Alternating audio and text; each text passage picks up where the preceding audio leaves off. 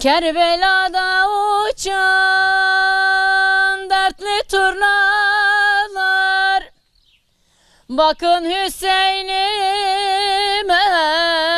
yarelendi mi? Zalim Yezidlerin kanlı eliyle mübarek bedeni parelendi mi? Parelendi mi?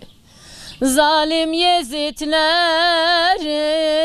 kanlı eliyle mübarek bedeni parelendi mi?